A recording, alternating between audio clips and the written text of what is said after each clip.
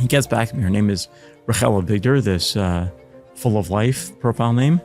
And she says, family's wonderful. Father's Rabbanus. He's a lawyer. She herself is like awesome, always involved in kiruv. I said, you know what? I will date nobody on this site until I date her.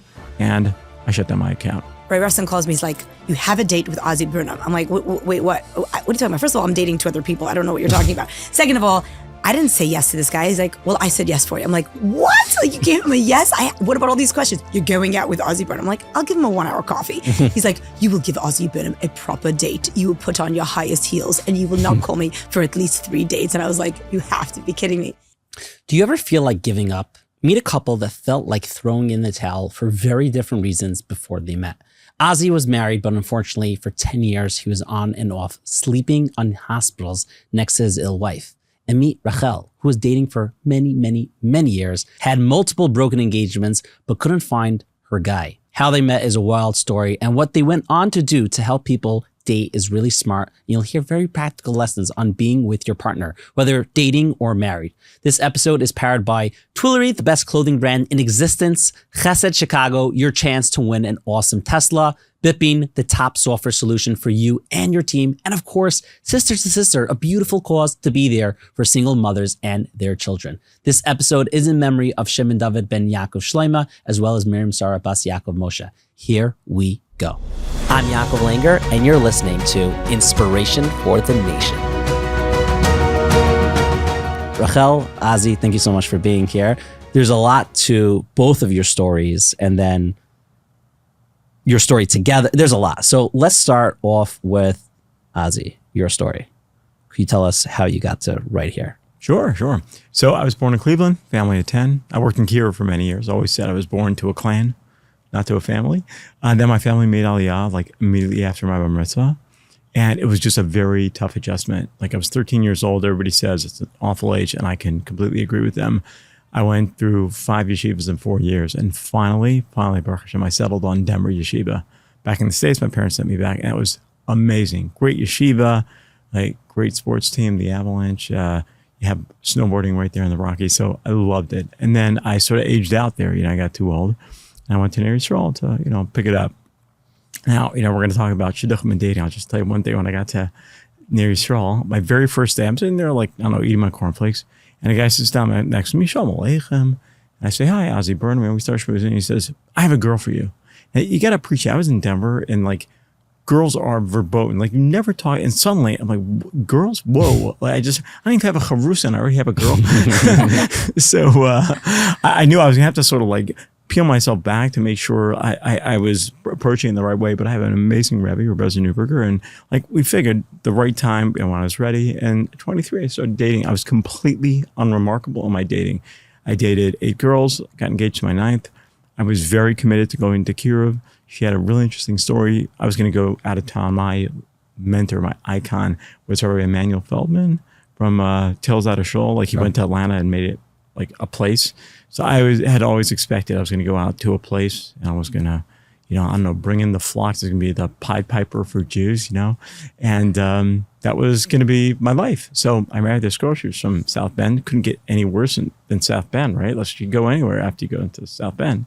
Her father was a professor of philosophy at Notre Dame University, and talking to him was just an amazing experience in terms of like thinking about the non-Jewish world and about Torah and philosophy. It was amazing. So I thought like, okay, this is going to be my life. I'm set. We got married. And during Sheva Brachos, we're just doing that little like syrupy schmooze on the head table. And she gives me the look. I'm thinking like, wait, what did I do? Like we just got married and I'm already getting the look. Turns out she had ulcerative colitis and she was having a flare-up. Within 3 weeks. I'm going to interrupt you. What is that? Oh, okay. So it's an autoimmune disorder where basically the body attacks itself. It's very common among Ashkenazi Jews, and it can affect anywhere from basically the mouth all the way to the end. So ulcerative colitis affects the colon, and it just means that the body is attacking the colon, and it can get really bad. Completely incapacitated person, and that's basically what happened to her. I mean, we checked into the hospital 2 months after we got married, and she was, this is going through She was basically incapacitated within 3 weeks. And then 2 months after we check in, she was like a skeleton of herself. I remember I was sleeping on the floor of a hospital room for weeks. I was on the side of the bed. My mother-in-law was in the bottom of the bed. And this became my life. We were in and out of hospitals the next 10 years. It was just probably, 60, 70, 80 visits, 3 emergency surgeries. And it could pop up literally anytime. I was away in Eretz Yisrael on a Kyiv trip. I did go into Kyiv. I was on campus at the University of Maryland. And I get a call from our trip director, hey, Ozzie, can you come up to the room? And I was speaking with a student. I said, Yoni, I'll be up there. He's like, no, Ozzie, you've got to come up now. So I come up, and the chairman of the board is there in the room. And I'm looking around. It's suddenly I get weirded out. And they say, Ozzie, we think you should sit down. Your wife just died. And it's just like a gut punch. Just from that moment, everything swims. You're in this crazy fog. They were amazing. They put me on a flight. Within the next 2 hours, I'm sitting in business class on an El Al flight. Now, ask me a cargo schnook what business class is like. I don't even know. I was in that fog the whole way back. And within a few hours, I got to the States, Chicago, whatever. I'm sitting at the grave of my wife. It's there in the earth. It was a crazy experience. I mean, certainly not the one I would have ever expected. And then I go through Shiva, that whole experience. And then I guess it's a whole bunch of months later, I'm finally trying to figure out when am I going to restart this? I want to be married. I'm a married guy. So I figure, let me find out what's out there. Now I have to tell you, in the world, the way we have it, I was already in Shiva and I started to get names. I'm like, guys, whoa, chill out. And I decided, I'm not going to take any names. By the time I did this internet search I'm going to tell you about, I'd had not 70 names, but 70 people who I knew I could go to for names. And it's not me. I don't think I'm some superhero of the Jewish people, but I think it's just, it's the shittle crisis that we have it, right? So I set up a profile on Fromster, and I figured out, let me find out at least what it might be. I put in my criteria, 1,800, right? So she always laughs. Tell us why, Rael. Welcome to the shuttle crisis. Or maybe, I don't know, I just had open perspective, let's see, right? So within, half an hour or so, I come get on this profile. I just remember it like yesterday, full of life, pictures in nature and this wonderful smile. And this girl talks about her passion for Kyiv and her growing up in New Haven, Connecticut, and so on. And I'm like, wow, that's an amazing girl. So the way it works from Sir, which is now I think JWed, you put favorites in, and then you come back to them. So I went through Caseder, if I'm doing things, I'm doing a Shiva guy, you sit down, I went through 300-400 profiles every night, but every single night before I signed off, it was this girl that's full of life. She's from New Haven. I called my colleague at Yale and I said, I got to find out information about this girl. He gets back to me. Her name is Rael Victor, this full of life profile name. And she says, family's wonderful. Father's Rabbanis. He's a lawyer. She herself is awesome, always involved in Kyiv. I said, you know what? I will date nobody on this site until I date her. And I shut down my account. Now, there's a little bit more to the story as it follows, but that's, I think, after Rael tells a little bit about her. Okay, Rael. Well, first of all, there was a lot there. I have a lot of questions on your experience, but there's both of you, and you both have crazy, powerful stories. So, Rael, let's go to your vantage point. Where are you from? Give us your background and how you got to here. Sure. So I grew up in New Haven, Connecticut, which is not a very large town. My father was a Rav of a shul for 35 years. So I was the rabbi's daughter, and he was also a practicing attorney. I went to high school back in Brooklyn. I went to Brooklyn for high school because there just wasn't anything going on in New Haven. And then I ended up staying there because I was dating and, just thought I would get married like any of my other friends at 19, 20, 21. And somehow, which, didn't really seem to make sense to anybody, I was single and then single and single. And I was dating. I always had dates, Baruch Hashem, which I could say was a huge bracha. Not everyone had that. But, hundreds of guys, thousands of dates, multiple engagements, almost engagements, you name it. I had been through it and just nothing was happening. And it was just bizarre. I would, be in a serious relationship and think like this is going to happen and then something would explode, or I'd be engaged and it would blow up. Like it was just, I couldn't get myself down the aisle. Actually on our first date, he said to me, so I've heard that you've kind of, traveled the world, like you've gotten to 40 countries and you've done all this work. Where haven't you been? So I was like, down the aisle. Yeah, I remember thinking at the time, I was like, I think I'm gonna do something about that. And he did. So it was a hard time, but it was also a great time. I look back on my single years and I feel like I use them to their fullest. And I think that's important for singles to hear that, being married is wonderful, but it's like one accomplishment. It's one tafkid. There's many other things you can do when you're single. And I did. I traveled the world. I did kiruv. I was an occupational therapist. I did a lot of chesed in my community. I helped my family a lot. Like I had a very full life. And I happened to have been single, so I was not miserable. Definitely there were times where it was lonely and there were times where breakups were difficult. But in general, it was just not happening and I couldn't really figure out why. And now we kind of found out when he showed up 14 years too late. But so that's a little bit of, my background.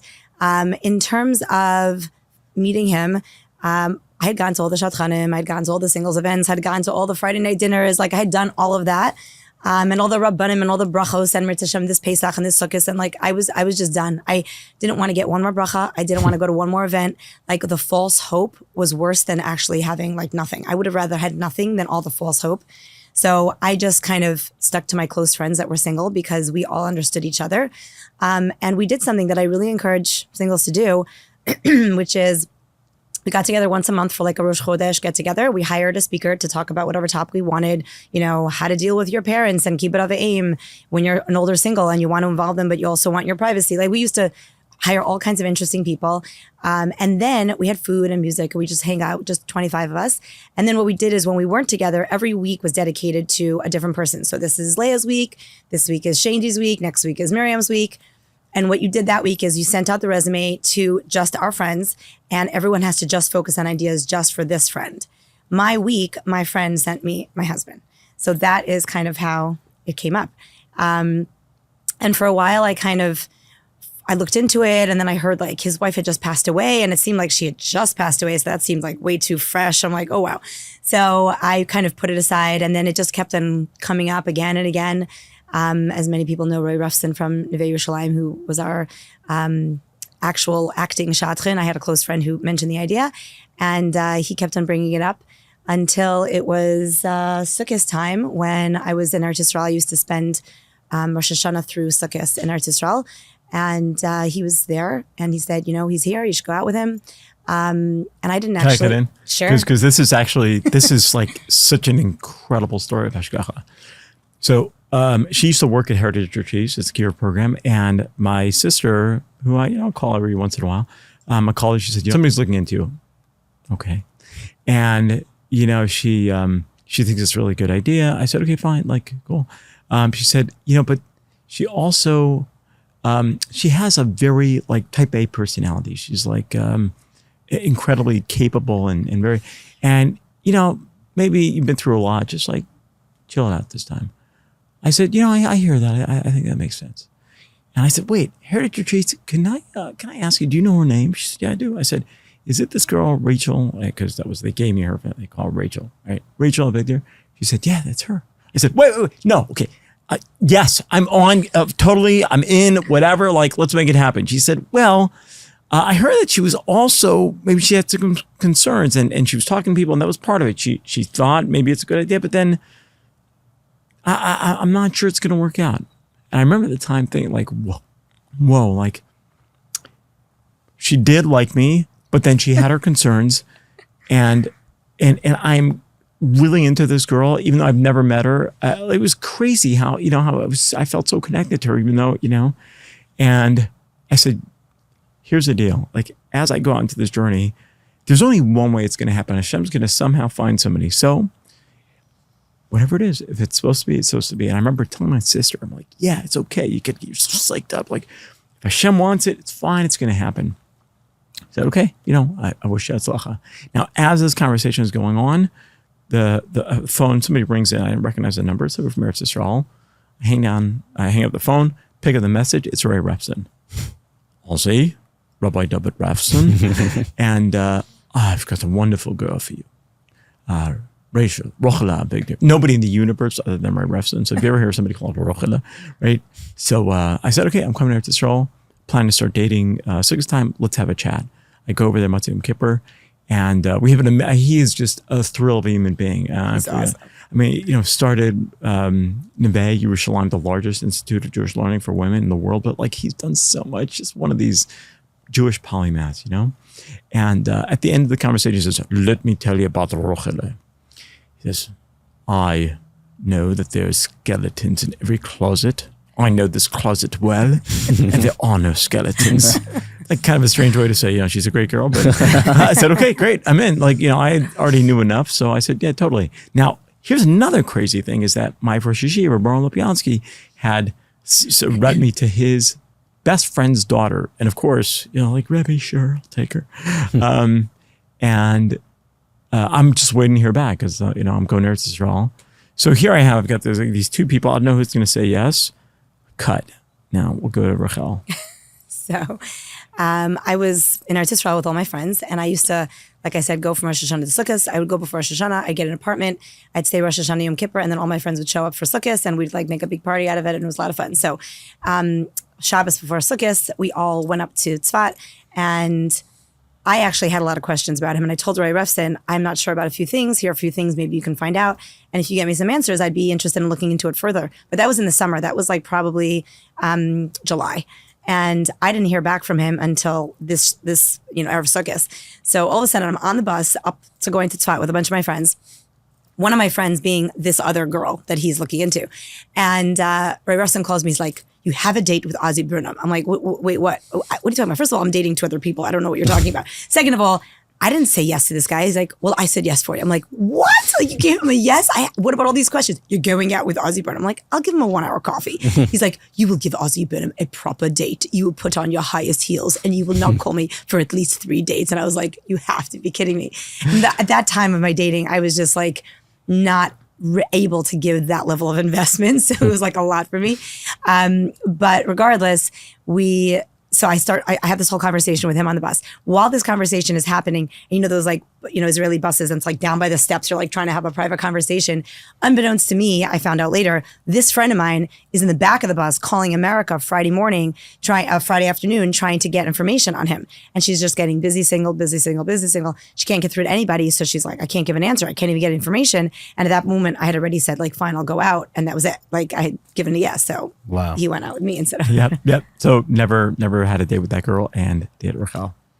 That's wild. What's crazy to me is that like how you got to starting to date each other is so, like different worlds. Like you're coming from the world of like trying and just not finding your person. And then you like technically, you were so busy for 10 years and going through so much. And then you're starting over again and like going through that journey now together of like, okay, now we're meeting and starting fresh from whatever it is. It's a very interesting fusion over there. I think I actually had it easier, to be honest. People might disagree with that because like, oh my gosh, being single is like the worst thing. I think being single was a challenge, but I don't think it was the worst thing. But I always had hope. I always knew that the next phone call could be the right guy. The next doorbell could be the right guy. He was kind of, living in a marriage where she was very ill. They never had children. And it was very challenging. Like there wasn't another opportunity around the corner. Do you know what I'm saying? He didn't know how long it was going to last. So for me, I always felt like I had this hope and I had a great life. Like Baruch Hashem, like thankfully I had a beautiful life. I had so much going on. I think that there's a lot to learn from that. I think that people should be mindful of just using our time wisely because we don't know, what the next stage is going to bring. Marriage is beautiful, but every stage has its own challenges. And Yaakov, I'll tell you too, what you brought up, it is mind-blowing how Hashem totally came down and just like pressed the key combinations to make it all happen. Like she was looking for me for 14 years. I found her in half an hour. It's just insanity. And not only that, like Rael said, I was in this marriage. I had basically assumed like, unfortunately, I'm going to have a wife who's sick. I'm not going to have children. Like that's going to be what's going to be. And like suddenly, because like I remember things like, how did you bust that move? Like, in a second, I'm not married, and then in another second, I'm married, and so is she.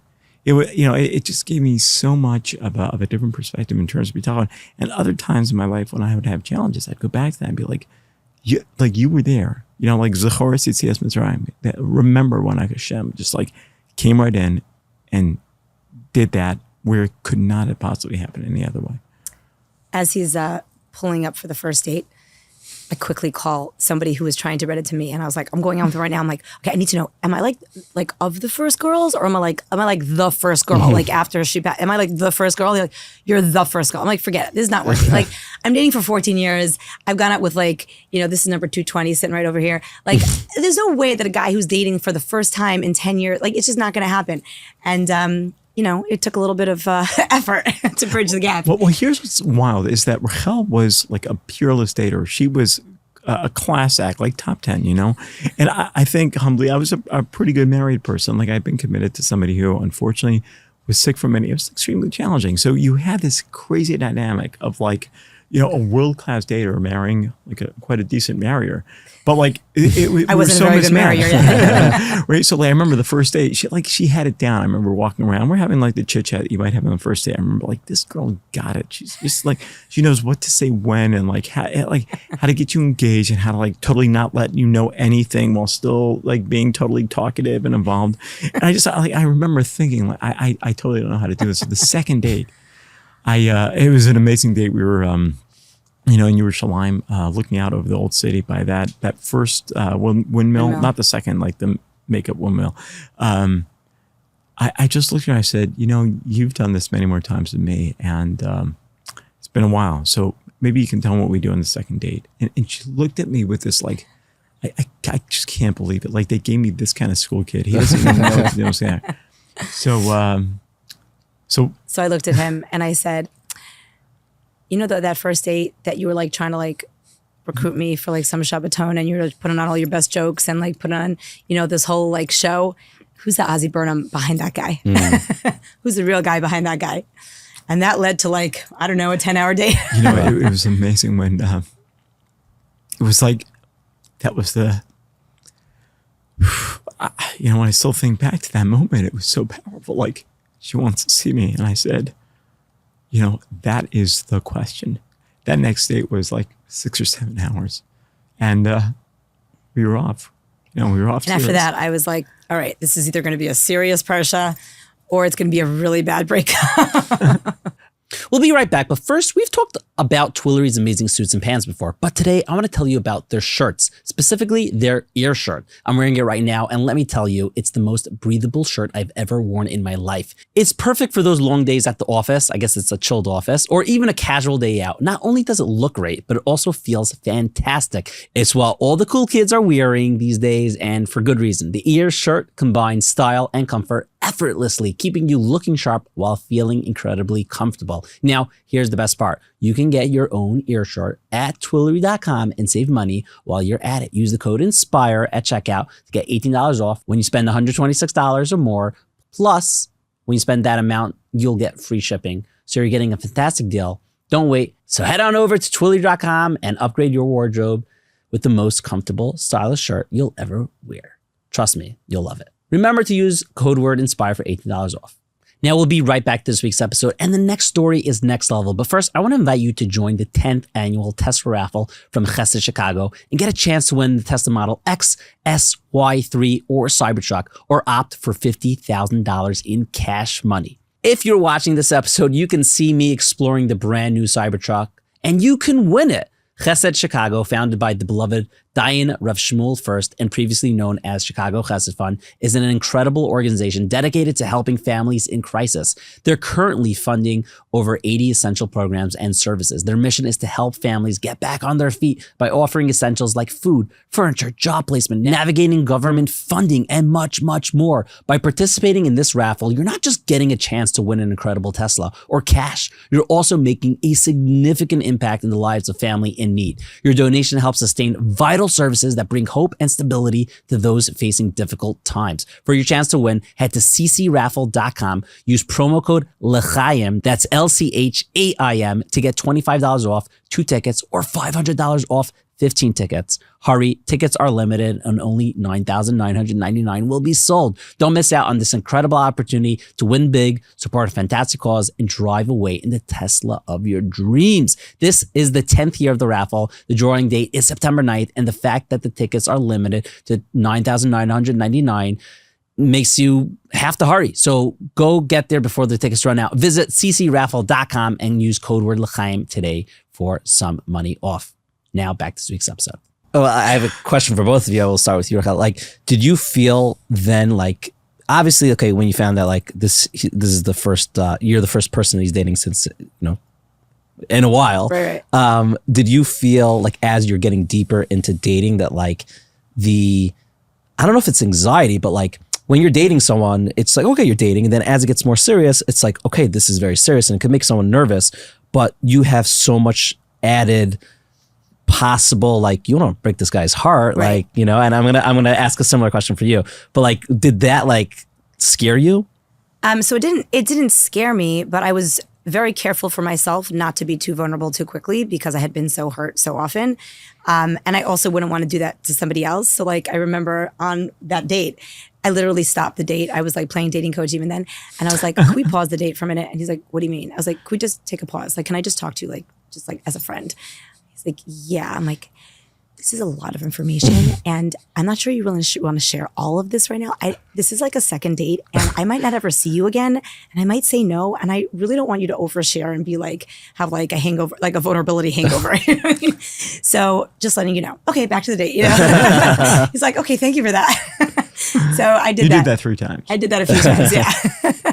Because I was kind of worried for him to be, safe, so to speak. Right. And then for you, Azie, like you just went through, like, I know like we're looking at it like one clump, but like 10 years is a very long time. And then losing your wife and then starting, I guess, a new adventure. Was it scary for you to like, you've never at this point in your life and then like brand new person then to like open up and be so vulnerable, was that difficult for you? Yeah, I'll tell you, it's a great question. I'll tell you 2 things. First of all, I'd been in Kyiv and I would meet with a student for half an hour. And in that half hour, either they were never going to see me again or I would be a critical part of their life forever. It's like literally that weighty. So you have to find a way to become so real and allow yourself to be open and vulnerable with that person, inviting them to be the same with you. So you could see if you have that shared spark of humanity, of Yiddishkeit, so that, you will be connected to each other. So that felt very, very natural to me, like being that authentic and that real. And second, commitment was so comfortable to me. I felt like, I read her resume. I can like read between the lines. Now I'm meeting her. I get to see who she is. Like, and remember, Kyiv also that just helps you develop skill by really trying to learn people. And I guess there's never the same vulnerability that there is in dating because, like she got unfortunately quite bruised, like a lot of really, really freaky, crazy stuff. Baruch Hashem, a lot of just great guys. And those are never the good stories. Like I made a great guy and we weren't for each other. And then I moved on, So for me, I knew exactly like what my target was and I was not going down. Like I had that, heat seeking, whatever, like lock on. And I was just going to continue going until it was just going to work out. And then, you know what? I'm just going to redirect. Like I remember telling her once, it was probably, I don't know, maybe a month in. And I said, here's the Rael. You are a dating person, but I am a married person. I don't know who I'm married to. And I'm looking for that person. So it could be you're that person. It could be not. I'd like it to be. But if it's not, I will go and I will marry somebody else and I will marry them quickly. So I'd like this to move along because that's where I'm headed. So, it wasn't really that much of a, like, I guess, attempt. I also said, if you like the first 220, you're probably going to love the next 220. Did you ever have a guy like talk to you like that? Meaning, because I assume not every, but most likely percentages, most guys you dated weren't married before. Right. I did date a variety of divorced guys. For someone coming like from his perspective with that knowledge of like, okay, factually, I know what I'm looking for. Are you in? It was very attractive that he was very marriage focused, which was not something that was common because single guys were like playing around, couldn't figure it out. Divorced guys wanted to be married, but they're also so scared. They came from divorce. Like it was a very different ballgame. But I would say I was a much better dater and he was a much better marrier. And it was actually a good combination because like I helped him date and he helped me get married. Wow. Because I was scared to trust my own judgment. Like I made decisions in the past that blew up in my face. And unfortunately, there were times I didn't have a dating coach, which I probably should have. Towards the end, I did, which was thankful because I don't know that I would have made it to the finish line. But it really, I think couples go out very often and there's like these two people that are going out, but they're surrounded by all of these bricks that they have built around themselves to protect them from getting hurt. And so when you see two people on a date, there's actually not two people on a date. It's like two fortresses. And until everyone will just chip away at like getting one brick down takes such a long time. And everyone's so scared to show their feelings and everyone's so scared to be vulnerable and everyone's so scared to open up that like you can't really get anywhere or you can get there very, very slowly. So here, he was able to move me along towards marriage because he was much more committed minded and I had never done that. So that was like scary to me. Or when I tried to do it, it didn't work out so well. So it was a little scarier. So it ended up being, working out as a great combination. So let's transition and we could get back to your story, but I do want to talk about dating coaching. Sure. That's something that you both do. I know, Rael, you maybe focus on it a little more because you're very involved in Kiriv still, right? Well, no, so actually, I'm a business guy now. I'm hoping to get back in Kiriv. Okay, yeah. Hello. We still do Kiriv. We still do Kiriv in Yeah, I DC. should certainly volunteer. I can't. I would die. I'd be like a fish out of water. It's my, Right. I get my fix every Thursday night and then I Shabbos and yeah. That's awesome. Okay, so let's talk about dating coaching. Sure. First of all, for someone who's I don't say skeptical, someone who's scared to talk to a dating coach, what advantage is there? So first, hold on, wait, sorry. Go for it. No, I'm like interrupting myself Sure. as you're about. No, let's transition from you going through all those years and then like how did it start that you became a dating coach? Okay. So And then we'll get to the next one. Okay, so I'll just I'll go to our proposal for a moment because most people when you say, "Will you marry me?" and we were like on this gorgeous like rooftop overlooking the coast, that was like the most ideal moment. And it was like Friday night because like he didn't want any cameras, he didn't want any distraction. It was just the two of us. It was like a silent engagement. There was no announcement. Like we announced it a few weeks later because we wanted just privacy. I didn't actually know it was coming, but it was beautiful. And most people say like, "Yeah, for sure I'll marry," and in my moment of like just freak out, I was like, what about all my single friends? Like, what am I gonna, and he was like, it's okay. Well, no single, we coined this phrase, like no single will be left behind. And it was kind of something that it was really important to me. I had this like survivor's guilt that why should I get married and why should all my friends be left behind? And from that moment, we always knew that we wanted to do something for singles. We just didn't know exactly what. And then we got married and my phone started ringing and everyone started calling me like, I'm going out with this guy. What do you think? What should I do? And I was like, why are you calling me? Why don't you call him, her, this, Rav, that person? I don't know why you're calling me. And everyone said the same thing. They're like, we don't want to speak to them. We want to speak to you because you went through it. And it started to really like explode. And at some point my husband's like, either you just shut this down and stop answering the phone or we just blow this up and make it like a real thing. And that's kind of what happened. And that was 11 years ago. And we celebrated our 11th anniversary yesterday. Happy anniversary. Thank you. Which by the we spoke about before, you were married for 10 years prior. So, so like an anniversary that I've this never was a had. special anniversary that the first anniversary he's never had. Yes. So that's kind of how it all got started. And my passion for my singles and wanting to give back and wanting to help everyone have a smoother experience than I did, and understanding what it felt like to be on the other side, I think is an experience that, not to say that you can't be a dating coach without it, but I personally would not have been able to be a dating coach if I didn't understand that other side. And it's been kind of the foundation of how things have grown. So, yeah. So someone who's like, what are they looking for when they're looking to have a conversation with you or you? So I would say that in the good old days, we used to be able to reflect back on our parents' marriages and say, wow, mom and dad, what do you think about this guy? You have the most ideal, beautiful marriage and connection. What do you think? Unfortunately, majority of the people that I work with are coming from either three places. Number one, their parents are divorced. Number two, their parents are married, but unhappily. And number three, unfortunately, they have lost a parent and they only have one parent to observe, but there isn't like a marriage dynamic to watch. So, they need outside assistance. Therapists are great, and I encourage people to go to therapy all the time. And a lot of times people are going to therapy and coaching, which is great. But it's very different. Therapy is going to work through a lot of your past and help you figure out how to manage all of those feelings. I'm not so focused on your past. I'm focused on just understanding a little bit of your past, but really moving you forward very specifically in your dating skills and your dating journey, making sure we're dating smartly and efficiently. We're not wasting our time. We're not saying yes when we should be saying no, no when we should be saying yes, advertising ourselves on our resume appropriately, making sure those resume pictures are good. And also a big part of what I do is figuring out what are blocking people from moving forward. So one of the reasons why I didn't go into just being a shadchan is because I found that we don't actually need more guys and girls to be set up. We actually have tons of great guys and tons of great girls, and lots of people are getting dates. Maybe they're not getting the amount of dates that they want, but people are getting a lot of dates. And I can prove this by speaking to lots of shadchanim who keep stats on every single person. And they'll say, oh, I've read her 50 guys. I've read him, 60 girls, and they're always saying no. And the reason they're saying no is because they're blocked. Maybe because they've got anxiety around the word marriage. Maybe because, they're hung up on something to an extraordinary level that is not appropriate. And so I really help people figure out what is going on deep within themselves that is holding them from moving forward. And once you help them move forward, you put a great guy and a great girl in front of them and they move forward. So, I can give you some examples if you like. Yeah, please. I had a spectacular guy who just got married. And it's funny because I heard from all the girls that he was dating, and all these girls are like, he's such a great guy. He's everything I'm looking for. But I just don't like him like that. And every girl said the same thing. So when he finally called me, I was like, listen, I know the issue because all the girls have been calling me.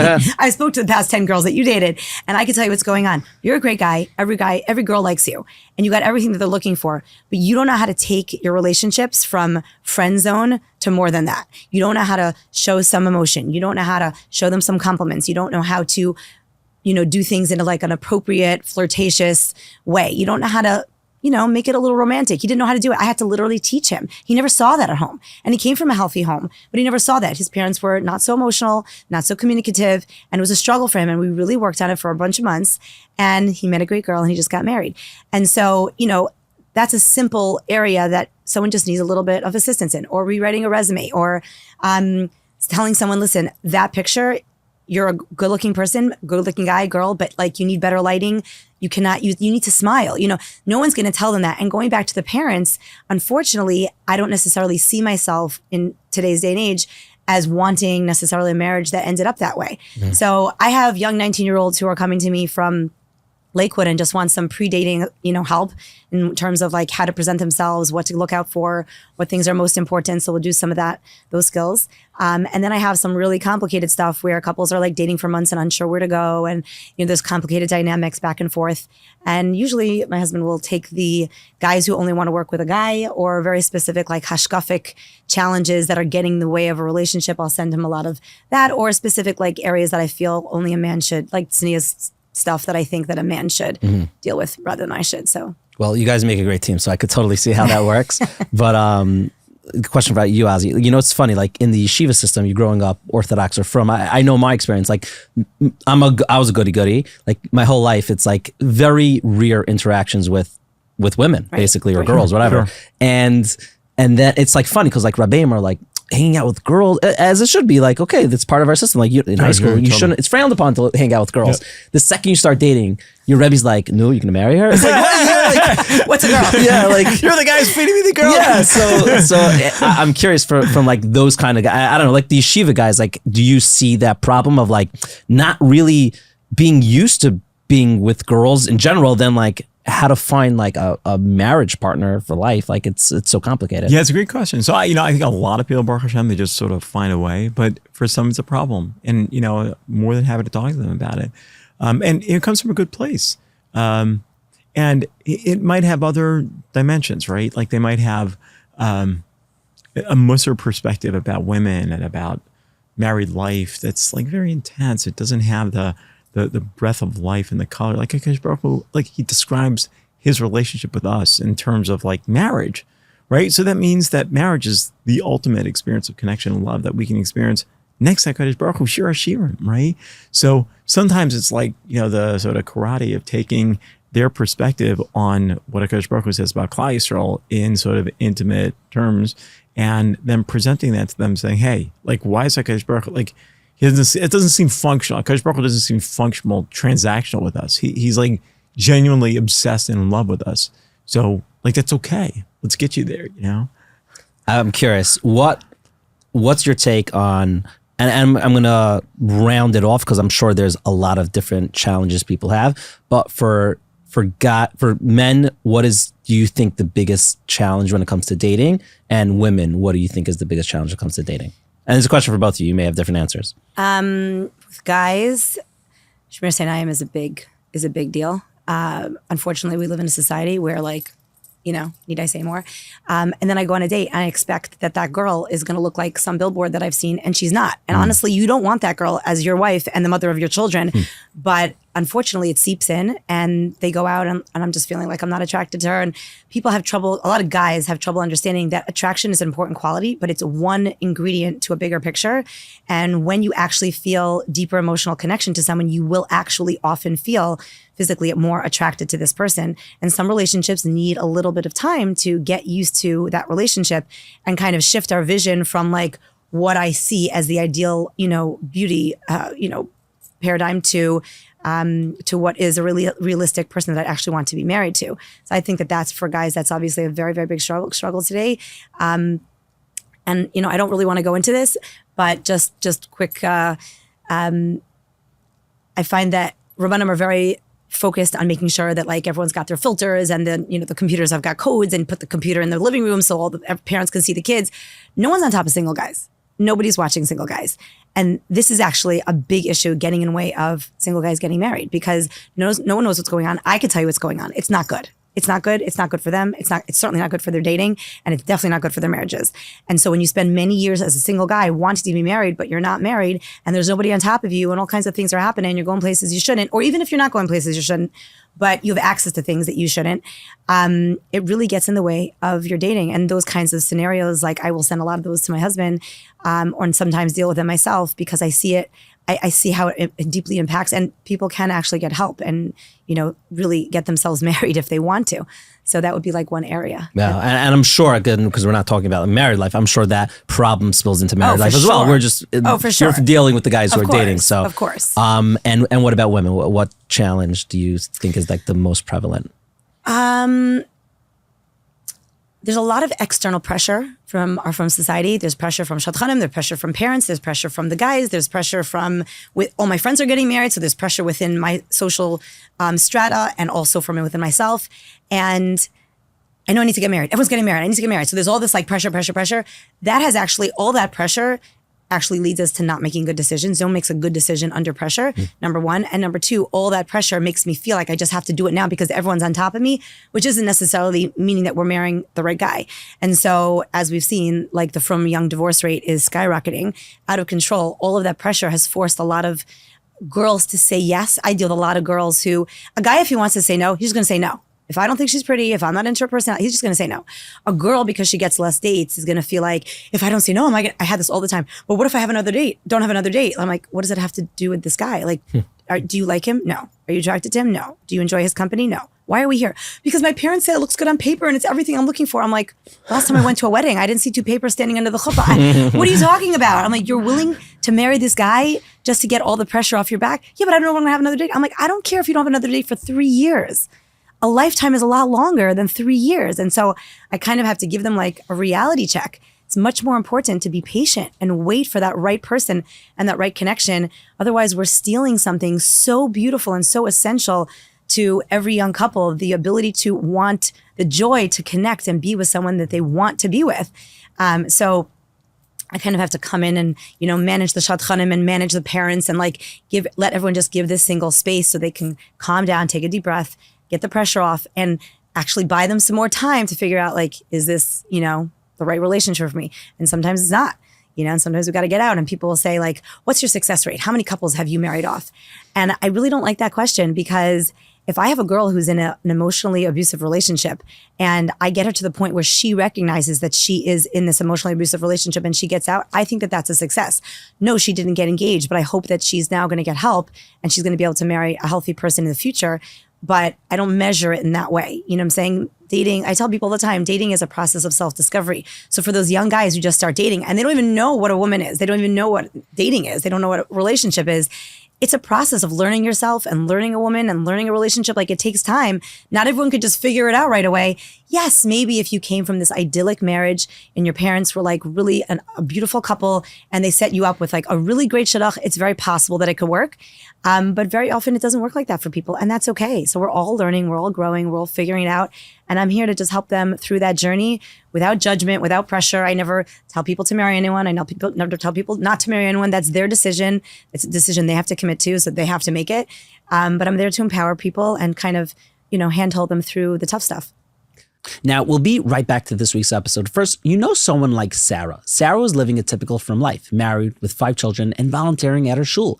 Then, after divorce, everything changed. Sarah felt the weight of new responsibilities and an overwhelming loneliness. From buying a lulav and esrog to watching her son sit alone in the men's section of shul, from the financial burden of Yontif to feeling alone at the Shabbos table, Sarah experienced a lot of new challenges. If you know someone like Sarah, you understand how frum divorced women can feel overloaded. They prioritize their children's heartache over their own and find little time for self-care. That's why a gift to Sister is so important. Your donation lifts over 2,000 women like Sarah and their children. For some, it means emotional support, like Hanukkah gifts for those spending 8 nights alone. For others, it's peer support through Shabbatons or through a volunteer or mentor. Some may need help negotiating tuition fees. More children will receive Erev Shabbos brachas from Rabbi Pesach Kron. More women will be hosted for Yom Tov meals. More families will gain a boost of emunah, all because of you. Women like Sarah are resilient, but resilience alone won't stop bad memories or provide friends who understand.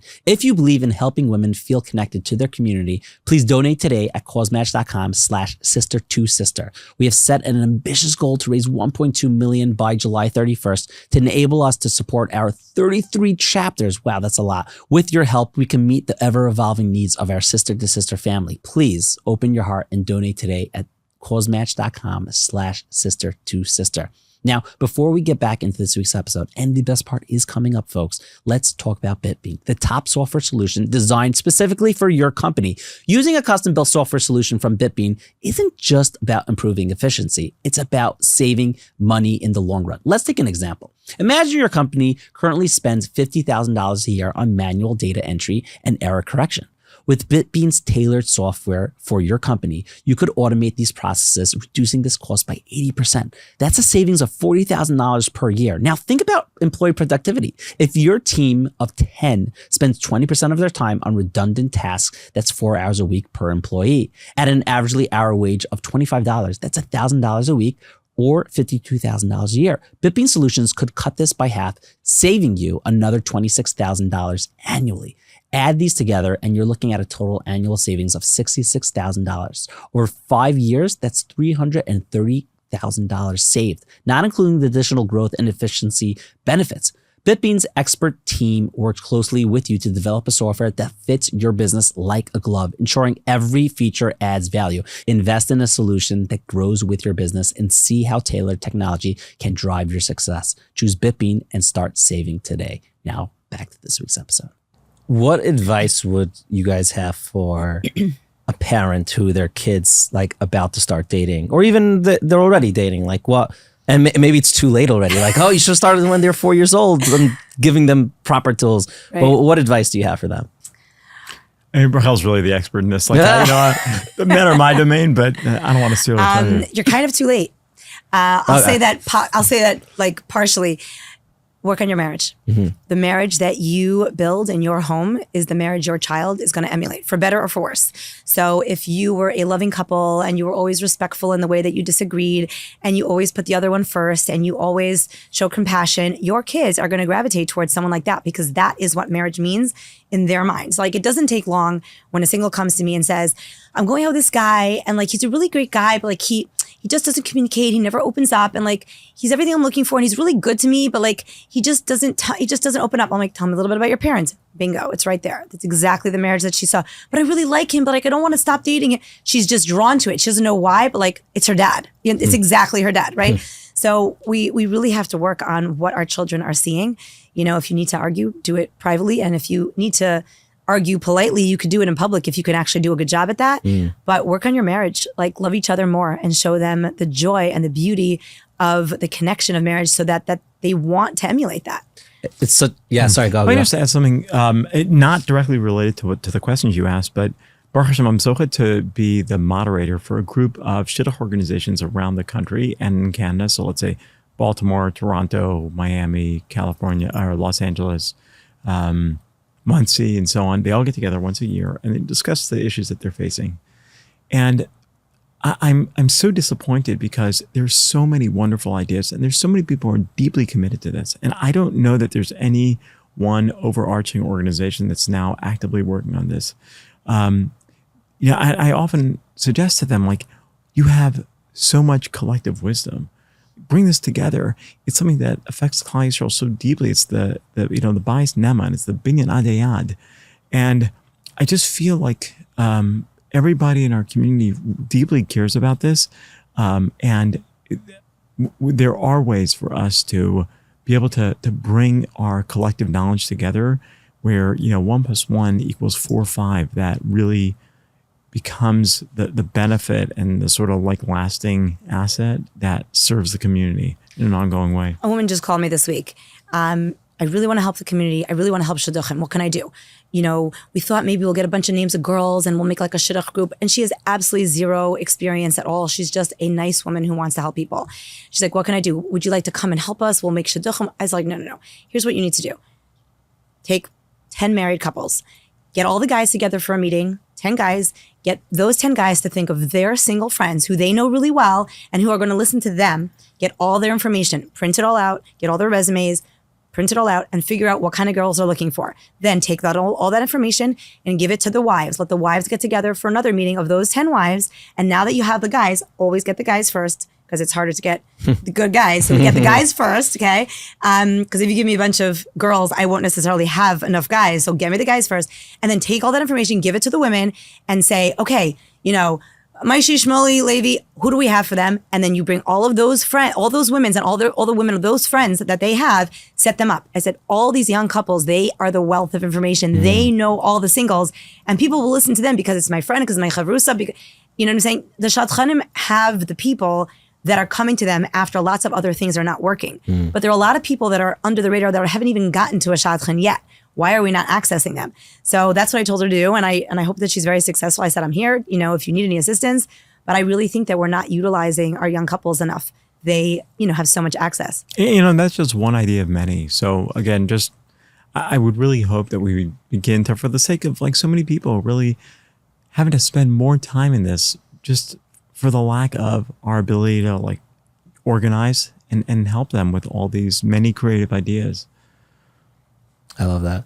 And something you mentioned before I wanted to say is that the advice for helping your kids is of like inwardly having a good marriage is such a good incentive for having a good marriage. Obviously, one always should have a good marriage, but like I think the love for someone's children is so unbound. And like, of course, parents are always like, even if they get upset at their kid, they're never that upset at a spouse. It's like it's a different kind of relationship. Right. So it's like great to use your kids, I guess, in a way of like, okay, what do I want best for them? Oh, great, I want a good marriage. Like it's very hard to develop children that are so well balanced and good and great if the core relationship that's again, it's so simple, but it's a good point. You are their core role model relationship. Everything that you do as a couple is what they are going to either emulate or reject, but they're going to absorb it either way. So it's a lot of work. It's literally a daily avoda, to make sure that I'm apologizing to my spouse in public, to make sure that I'm not talking to them in a tone that is not, ideal, and making sure that this is what they see is what we want them to see. So it's like a lifetime. Now, if your kid's already dating and that relationship is kind of, past. Call dating coach. Then I get a lot of coaches, I get a lot of calls saying, I definitely don't want a relationship like my parents. Like I definitely don't want that. And that's sad to me. And that's one of the reasons why they're not calling their parents. So in the good old days, maybe they could have called their parents. Today, they might not, and not want to. Or sometimes kids just feel like there's things that I'm going out with this guy and something's coming up and I don't want my parents to know, because what if I marry this guy? Do they need to know that like once he smoked marijuana and he'll never do it again? Like, is that necessary for them to know? Like, I feel like they're always going to judge him. So they don't want to share every little thing that goes on. So there's that privacy aspect, and I coach people through their dating and engagement. And I stay with them through Shana Rishona. After Shana Rishona, if they still need help, I refer them out to, counseling. Unless they really, I have a couple of people that really want to stay with me, but otherwise I do refer them out. So yeah, be careful. You don't want to divorce her. So be careful what your kids are watching. It's really important. Okay, so before we get to my last question or two, for someone who does want to reach out, where's the best place to find you? Sure. You can go to my website, dategreat.com, which is It's D8, yeah. D as in date, 8 as in the number, GR8.com. Or you can email me at Rael@dategreat.com, RACHEL at D8GR8.com. You can look me up, check out my website. We're gonna have a link. We're gonna have a link in the bio also, so it's easy link for in the someone to bio, find. whatever you like. Yeah. What are like the takeaways, your lessons that you guys have? And I know we shared a few of them throughout, but like, what are your lessons from your journeys? I mean, now together you guys are on a journey, and we could maybe talk a little about that. But getting from your life before being married to each other till now, like, what's a lesson? What's the lessons? Ooh, wow, so powerful. So I think one extremely powerful idea that I've learned is that Hashem is always in your life, but you can block him out. And that's hard because like we want to take ownership. We think we know what we're doing. And like there's not, after going through, the experiences of my first wife illness and so on, and like, here's another one, the obstacle is the way. There's Stoic philosophy of trying to recognize how the obstacles are what actually makes you strongest. And obviously that idea is there because that's the Kodesh Baruch Hu created the world. Like and I always think of it as a gym. It's like we're in this gym for not all that long. Actually, like it's just basically one big session. And we have a trainer, like the universe's best trainer ever. And every kind of machine is there, like you can possibly imagine, to like help you become like the muscle man, like summer body of the universe, right? And so many times we're just like, I think I need the massage here. Like, can I get, what do you have, that juice bar? Like, just hook me up, I just don't want to work out. It's such a shame. Something that a high school teacher once taught me, I'll never forget it. He was like an older guy. He said, Azrael, that's the older people call me. He said, do you know how long eternity is? I wasn't like wondering about it. He said, imagine a ball of steel as big as the globe, and every 1,000 years an angel comes down and sweeps the tip of its wing against that ball of steel. When that ball of steel is worn through, eternity has just begun. And like, it's Chachma Gayim Talmud. I can't tell you how many times I've come back to that when I'm going through something. It's like so challenging, so difficult. I'm like, wait, Kodesh Baruch Hu is challenging me in this gym for eternity. So like that ball of steel, and it just really helps you put things in perspective. And then, like I said, remember, like Zachor es Asher Hayisa im, Rael back in the day. So lessons learned, I would say on the Bitachon track, I would say the gap between the way I think my life should look and the way Hashem thinks my life should look, I call that anxiety and depression. We've got way out of bounds anxiety and depression. And yes, some of it is really clinical and really chemical based, and people really are suffering and should get the help that they need. But some of it is honestly a real lack of bitachon. And I actually take people through a bitachon journey in my work because I feel that they're just so wound up and they've completely lost perspective. And we say Hashem Hashem and we say like Animam and we believe all this stuff. But when it comes to like, but the phone is not ringing and I'm not getting dates. And I literally will put people on these, like, I call it like a bitachon challenge for 1 month. For 1 month, you're not allowed to do any hishtadlus at all. If someone calls you with information, you can go out with him, but you're not allowed to freak out and go to this website and go to a million shadchanim because they're so nervous and they're so stressed. If Hashem wants you to be married, you will be married right now.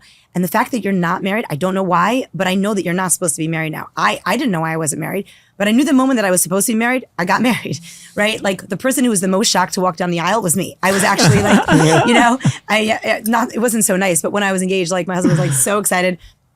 And I just said, I don't want to be rude, but the glass hasn't broken yet. You're like, I've been engaged before. Like I've had diamonds on my finger before and I never actually got down the aisle. So like when that glass breaks, then it happened. You know what I mean? And all of a sudden, like you see at my chuppah, like he picks up his foot to smash the glass and he starts whispering. They're like, what's he whispering? He's like, watch what's going to happen right now. Like I honestly was the most shocked, you know? I wasn't the person who got inspired by everyone else's stories because I felt like that's really nice for them. I'm still single, you know what I mean? I'll be inspired by my story, and I was. But I really think that, you know, we get so caught up in having to have the life that everyone else has. Everyone else is married in 1920s, so we have to be married in 1920. And it's just not, that's not Hashem's world. Like that's our own stress that we put on ourselves. And if we could just kind of let go and let Hashem do his thing, we'll be calmer, we'll more relaxed, and it will happen when it happens. In the meantime, you can have a beautiful life, enjoying everything else that you can accomplish. Like there's many tafkidim you can accomplish when you're single. I accomplished a lot of great things when I was single. And I feel like people are not using that time properly. So that'd be one big one, I would say. Also just being open. You know, we go out and we see a resume or someone says something, and I call it like the switch. I hear something or they say something and I'm like, shut off the switch. Not for me. He said that, she did that. You know, I don't know, she looked a certain way, done. Not for me. And we just shut off. And the rest of the day you're sitting there and you're physically sitting there, but like you're mentally checked out, like you're gone. And if we could just keep that switch on like a little bit longer, just get to know this person. They're not going to bite. Like just give them a little bit of a chance. You might see that there's something to connect on, because like I picked the phone, I'm like, am I the first girl? And I was like, forget it, not for me. And I totally shut down. And honestly, I wanted to say no after the first date. Like he knows this. I was going to say no after the first date. And then when I had to speak to my shadchan, I was like, you know what? He lost his wife and like it's his first date in 10 years. Like throw the guy, like do some chesed. You know what I'm saying? Like go out with him again, whatever, just be nice. And I was like, I'll just be appropriate. And like, hello, here we are. Yep. You know what I'm saying? So that's why I blew that question. Yeah. So I knew my position there. I was like, be careful when you just so flippantly just decide, you know, when we were on campus and couples would come in as, not couples, people would come in as, you know, freshmen. And we're like, oh, you guys together? You guys dating? They're like, totally not. I'm totally not into her. She's not my look. He's not my... Okay, senior year, they're like dating, about to like seriously getting married, not getting married, or like seriously dating. I'm like, what happened? Shared experiences, shared classes, a trip to Israel, long conversations. They got to know the person. So from dating, we have this very short window of intensive judgment, frankly, that everyone's trying to make a huge decision in a very small amount of time. And I feel like we all have to just take the pressure off, let everyone breathe, get to know each other. Everyone's a little nervous in the beginning, give everyone a chance. And like slowly things happen. You know, people always like to just read the last page of the book. Did they get married or not? What's going to happen? Am I going to marry him? Am I going to say yes? Like, I don't know. It's happening right now. Like, enjoy the journey. Like, let it unfold. This is the process you want to look back on. And like, oh, when we dated and we felt for each other, like back. You want to look back at that with joy. So slow down. Let Hashem run his world. Don't like get so intense about it. And Mirz Hashem, it'll happen at the right time. Can I like add a follow up to that? No. Thank you so much for that. Yeah, of course. Yes, please. I feel that for guys, you know, the Torah says that Alkon Yazov Ichasav Vesimo V'Tabak Ishto, but Yikaches, right? That's the job of the man. Darko Sheish Lichbosh, right? The man has a responsibility to take care of his family, to find his family, and so on. And the man's got to be willing to bust a zachar. To ask the girl, like, will you marry me? And if he feels it's not coming, like he's the one who's got to be able to say, okay, are we on or are we off? You know, we had a kind of wild experience. I felt after for me it was many months, like it was only 3 months of dating, maybe 3.5, that like, you know, I'm afraid it's just not going to work out. So she had often thought maybe we should take a break. I think like that was maybe your way of like taking some more time to process or whatever. But I was full bore, like just go. So I was on a trip, the same trip to Israel. No, wait, couldn't have been the same trip to Israel. Different trip to Israel.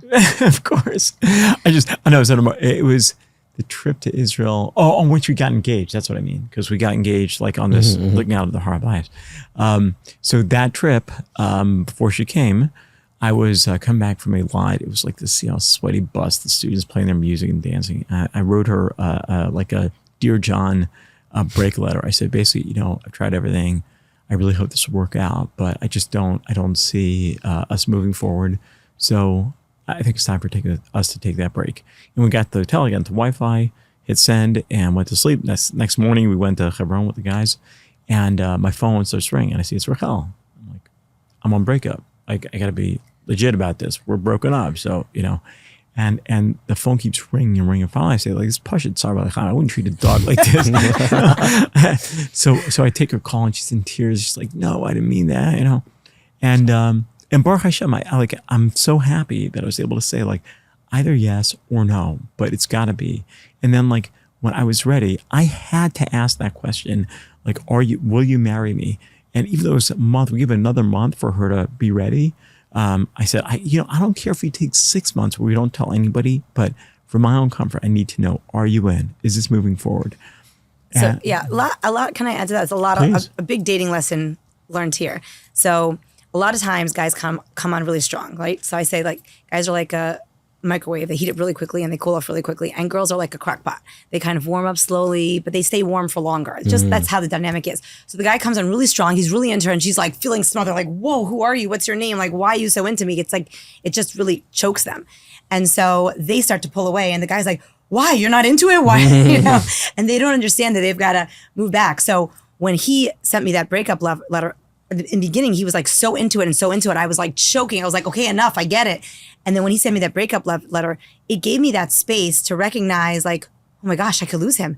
And I never had that feeling that I could lose him. I thought, like, totally, like, if I wanted this, it was in the back. The ball was my court. And that space really allowed me to feel like, oh my gosh, I don't want to lose him. Like, oh my goodness, quickly, get him back quick. You know, so sometimes guys have to learn to just, like, take their foot off the pedal a little bit so that they give the girl space to just breathe and collect her thoughts and see where she's at and slowly, you know, allow her to get where she needs to get. And that really was, I think, a very important dating lesson for us. In addition to, you know, making sure that, like, not stringing guys along, but there's only so long that a guy's going to wait. So I wasn't stringing anyone along. I was a nervous Nelly. I was super anxious about trusting my own judgment. I had a lot of bad experiences. So I just had to date for a long time until I was really, really, really sure. I couldn't have another broken engagement. It was like way too embarrassing already.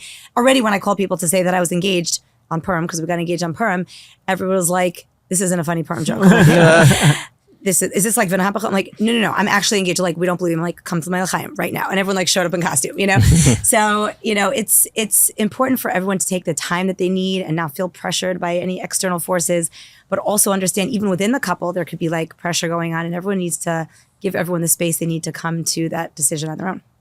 And if I can add, just like on the other way, if a girl says no, it's really not worthwhile to push it. Like, if you see that maybe she's saying no because of a reason of anxiety, and that's really where it's helpful to have a coach, then okay. But otherwise, there's only two possibilities. Either you're going to marry somebody, it's going to be a disaster because it's not really something it was meant to be, or you're just going to lose your self-esteem and lose your bitachon because she's going to continue saying no, and you'd be like, but if it's not the right one, Kadosh Baruch Hu's got something for you. Like, it's okay. It's heartbreaking. It's difficult, but Baruch Hashem, like, you know, we've seen and we've learned, like, Kadosh Baruch Hu is there.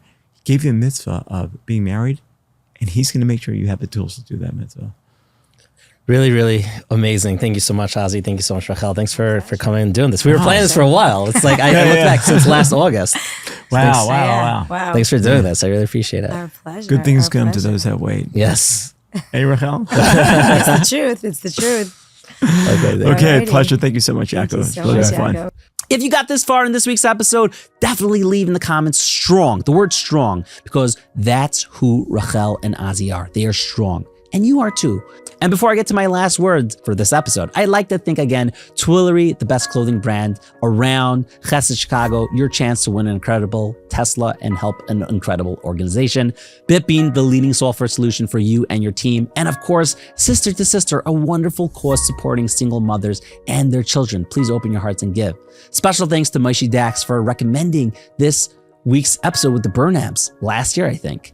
Now, I think we often have a plan for what will make our lives the best life. And repeatedly in the Burnham story, we're reminded that while we think we have the best plan, God has an even better one for us. It might be hard, it might be brutal, but our role isn't to direct the strategy. Rather, it's just to continue going and to never give up. Never give up. Remember, inspiration is everywhere. L'chaim. Living L'chaim.